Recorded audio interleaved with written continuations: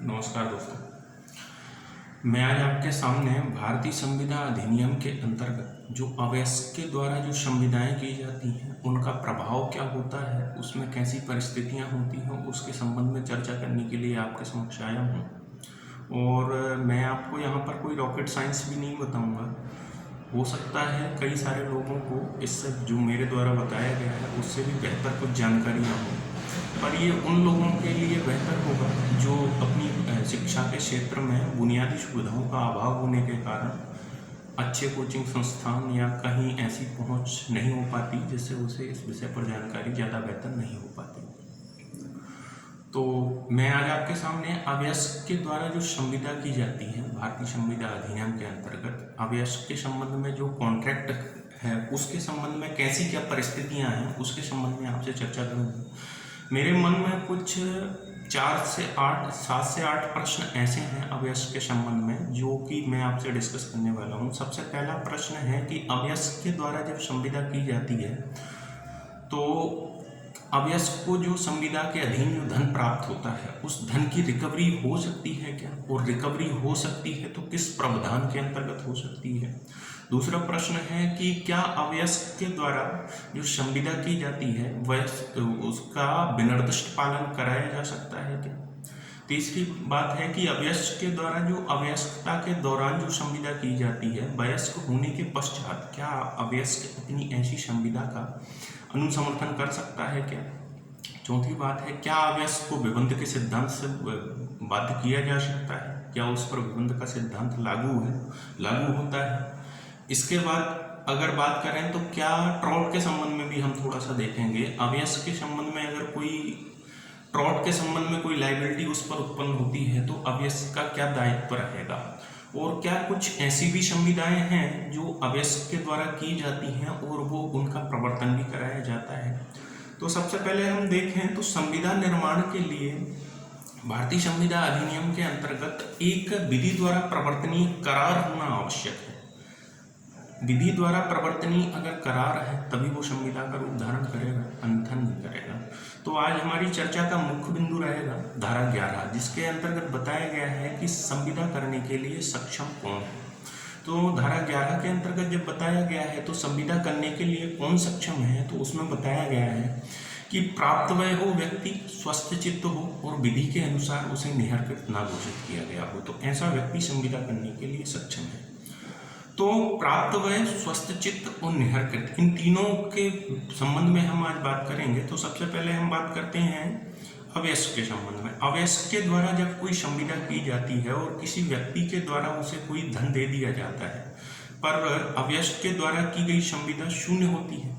क्यों? क्योंकि धारा 10 और 11 को अगर हम पढ़ें तो उसमें जो सक्षम शब्द है कि संविदा करने के लिए व्यक्ति को सक्षम होना चाहिए, और अवयस्क संविदा करने के लिए सक्षम नहीं होता है। और अवयस्क की बात करें तो अवयस्क कौन होता है? जिसने भारतीय वयस्कता अधिनियम के अंतर्गत 18 वर्ष की आयु पूर्ण नहीं की है, या एक दूसरी परिस्थिति में न्यायालय ने अगर किसी व्यक्ति का अवयस्क का संरक्षक नियुक्त कर रखा है तो ऐसे व्यक्ति को 21 वर्ष की आयु से अधिक का होना चाहिए। तो इन दोनों व्यक्ति जो 21 वर्ष से कम आयु का और 18 वर्ष से कम आयु का है, इन दोनों के द्वारा अगर कोई संविदा की जाती है तो क्या परिस्थितियां हैं। तो अवयस्क के द्वारा जब कोई कॉन्टैक्ट किया जाता है और उसके द्वारा कोई धन ले लिया जाता है, जैसा कि आप सभी वाकिफ हैं मोहरी बीवी वर्सेस धर्मदास घोष के मामले से, जो कि एक महत्वपूर्ण मामला है अवयस्क के संबंध में, जिसमें बताया गया था कि अवयस्क को संविदा करने से कहीं रोका भी नहीं गया है, परंतु जब धारा 10 और 11 को हम पढ़ते हैं तो इससे ही हमें यह पता चलता है कि अवयस्क संविदा करने हेतु सक्षम नहीं है। और उसके संबंध में प्रिवी काउंसिल ने भी बताया था कि अवयस्क संविदा करने हेतु सक्षम नहीं है, मोहरी बीवी वर्सेस धर्मदास घोष के मामले में बताया था। और अवयस्क के द्वारा किया गया करार शून्य होता है। तो जब अवयस्क ने संविदा की और संविदा के अधीन कुछ प्राप्त कर लिया, तो जैसा कि हम देखते हैं कि भारतीय संविदा अधिनियम की धारा 64 और 65 के अंतर्गत कुछ धन की रिकवरी के संबंध में प्रावधान किए गए हैं। अवयस्क से जब संविदा की जाती है तो उससे धन की रिकवरी किस प्रकार की जा सकती है। तो इस मोहरी बीवी वर्सेस धर्मदास घोष के मामले में ये प्रश्न आया था कि धारा 64 और 65 के अनुसार धन की रिकवरी की जा सकती है। तो उस पर प्रिवी काउंसिल ने कहा था कि धारा 64 शून्यकरणीय संविदाओं के संबंध में लागू होती है और अवयस्क के द्वारा जो संविदा की जाती है वो करार ही शून्य होता है, संविदा का रूप धारण ही नहीं कर पाता, तो इसलिए 64 के लागू होने का तो प्रश्न उत्पन्न होता ही नहीं है।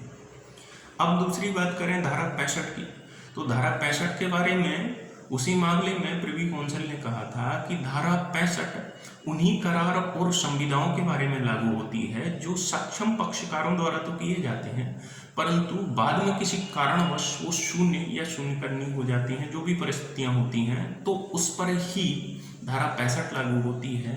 तो 64 और 65 का अवयस्क के संबंध में लागू होने के बारे में कोई भी ऐसा प्रावधान नहीं है जिससे 64 और 65 धारा 65 के अंतर्गत हम धन की रिकवरी कर सकें जब संविदा को समाप्त किया जाता है। तो अब हम वर्तमान स्थिति के बारे में बात करने से पहले इस पर दो महत्वपूर्ण मामले हैं, उसके बारे में बात कर लें। तो सबसे पहला मामला आया था खानगुल वर्सेस लाखन सिंह AIR 1928 लाहौर उच्च न्यायालय का। लाहौर उच्च न्यायालय ने 1928 की इस डेट को जरूर देखें। 1928 के संबंध में लाहौर उच्च न्यायालय ने कहा था कि SRA की धारा 41 विनिर्दिष्ट अनुतोष अधिनियम की धारा 41 के अंतर्गत ऐसा जो धन दिया गया है उसकी रिकवरी की जा सकती है, न्यायालय ऐसा आदेश कर सकता है। परंतु जब इलाहाबाद उच्च न्यायालय ने अयोध्या प्रसाद के मामले में 1937 में लाहौर उच्च न्यायालय के मामले से के विरुद्ध मत देते हुए कहा कि ऐसा उपचार प्रतिकर के संबंध में जो उपचार तभी प्रदान किया जा सकता है जब अवयस्क वादी हो और वादी को स्वयं कोई अनुतोष चाहा गया हो। अब अगर संविदा में अवयस्क प्रतिवादी के रूप में है तो उसे इस प्रकार कोई उपचार 41 के अंतर्गत प्रदान नहीं किया जा सकता। तो ये तो दो महत्वपूर्ण मामले थे। अब अगर हम वर्तमान स्थिति की चर्चा करें तो वर्तमान स्थिति में विनिर्दिष्ट अनुतोष अधिनियम की धारा 33 के अंतर्गत A और B क्लॉज बताए गए हैं। आप जब देखेंगे तो सामने देखना उन्हें, उसके अंतर्गत बताया गया है कि धारा 33 के अंतर्गत यदि अवयस्क के द्वारा कोई संविदा की जाती है तो अवयस्क जब ऐसी संविदा को रद्द किया जाता है तो न्यायालय जो धन की रिकवरी हुई है उसके संबंध में आदेश दे सकता है। तो विनिर्दिष्ट अनुतोष अधिनियम की धारा 33 के अंतर्गत ऐसी व्यवस्था की गई है। तो वर्तमान स्थिति के अनुसार अगर अवयस्क के द्वारा कोई संविदा की जाती है उससे धन की रिकवरी के संबंध में जो प्रावधान है वो विनिर्दिष्ट अनुतोष अधिनियम की धारा 33 के अंतर्गत न्यायालय आदेश दे सकता है कि ऐसे धन को वापस किया जाए। अब दूसरा हमारा प्रश्न था कि अवयस्क के द्वारा की गई संविदा का विनिर्दिष्ट पालन कराया जा सकता है कि नहीं कराया जा सकता। तो इसके संबंध में उत्तर तो हम अगर देखें तो नहीं कराया जा सकता, पर महत्वपूर्ण ये चीज होती है कि क्यों नहीं कराया जा सकता, क्योंकि उत्तर मात्र जान लेने से कोई वो नहीं हो जाता। अब अवयस्क के द्वारा संविदा का विनिर्दिष्ट पालन नहीं कराया जा सकता क्योंकि संविदा का विनिर्दिष्ट पालन कराना एक साम्यक उपचार है और यह तभी प्रदान किया जाता है जब दोनों पक्षकार चाहे वादी और प्रतिवादी दोनों पक्षकार उपचार प्रदान करने के अधिकारी हों। तो ऐसी परिस्थिति होती है अवयस्क के संबंध में कि एक ही पक्षकार उपचार प्रदान करने का अधिकारी होता है, दूसरे पक्षकार को उपचार प्रदान करने का कोई रास्ता ही नहीं होता है। तो इसीलिए विनिर्दिष्ट पालन का प्रश्न ही उत्पन्न नहीं होता, क्योंकि सामान्यतः विनिर्दिष्ट पालन का आदेश वहीं दिया जाता है जहां दोनों पक्षकारों को उपचार उपलब्ध हो। हाँ, अगर संविदा अवयस्क के फायदे हेतु है तो न्यायालय द्वारा प्रवर्तित तो कराई जा सकती है, परंतु उसका विनिर्दिष्ट पालन नहीं कराया जा सकता।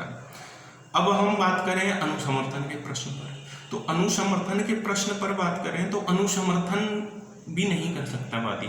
अगर वादी हो या प्रतिवादी हो, अवयस्क जो भी हो, उसने अगर कोई संविदा की है वयस्क होने के पश्चात ऐसी संविदा का अनुसमर्थन भी नहीं कर सकता। क्यों नहीं कर सकता? क्योंकि अवयस्क के द्वारा किया गया करार प्रारंभतः शून्य होता है और वयस्क होने के पश्चात वो उसका अनुसमर्थन नहीं कर सकता। और एक दूसरी बात यहाँ पर एक ये भी है कि अवयस्क के द्वारा अवयस्कता के दौरान संविदा के अधीन जो प्रतिफल प्राप्त किया गया है वो वयस्क होने के पश्चात जो संविदा की जाती है वो उसका प्रतिफल नहीं नहीं हो सकता है, क्योंकि बिना प्रतिफल के कोई संविदा नहीं होती है। तो जो अवयस्कता के जो दौरान जो प्रतिफल प्राप्त किया है वो वयस्कता के दौरान जब अनुसमर्थन करेगा तो उसका प्रतिफल नहीं माना जाता, तो इसीलिए वो अनुसमर्थन भी नहीं कर सकता। इसके संबंध में यदि आपको ज़्यादा जानकारी लेनी है तो नज़ीर अहमद वर्सेस जीवनदास का मामला भी देख सकते हैं। अब हमारा तीसरा बिंदु था विबंध का सिद्धांत, जो कि अपना एविडेंस एक्ट 115 के अंतर्गत भी बताया गया है। विबंध का सिद्धांत क्या अवयस्क पर लागू होता है, तो इसके संबंध में अगर हम देखें तो अवयस्क को विबंध के सिद्धांत पर लागू, विबंध का सिद्धांत भी अवयस्क पर लागू नहीं होता है। क्यों? क्योंकि अवयस्क को विबंध के सिद्धांत से ये कहने से कभी नहीं रोका जा सकता कि उसने जब संविदा की थी वो अवयस्क था। इसके संबंध में एक मामला भी है खानगुल वर्सेस लाखन सिंह, जो कि हम पहले भी उसके मामले की चर्चा कर चुके हैं, जिसके संबंध में इस विबंध के सिद्धांत के बारे में भी कुछ बात की गई थी और इसी मामले में कहा गया था कि विबंध का सिद्धांत अवयस्क के बारे में लागू नहीं होता। अब अगर हम बात करें तो ट्रॉट के संबंध में अवयस्की के क्या लायबिलिटी है, क्या उसके दायित्व होते हैं। अगर अपकृत्य के संबंध में, तो अपकृत्य के संबंध में अवयस्क के वही दायित्व होते हैं जो एक वयस्क के होते हैं। अगर अपकृत्य पृथक मेरा कहने का मतलब है ऐसा अपकृत्य के संबंध में जो दायित्व उत्पन्न हुआ है वो संविदा से पृथक उत्पन्न हुआ हो। यदि ऐसा अपकृत्य के संबंध में जो दायित्व है वो संविदा के अंतर्गत उत्पन्न हुआ है तो लायबिलिटी नहीं होगी। क्यों? क्योंकि संविदा के संबंध में उसकी कोई लायबिलिटी नहीं होती है। तो इसीलिए अपकृत्य के संबंध में वही दायित्व होंगे जो एक सामान्य पर्सन के होते हैं।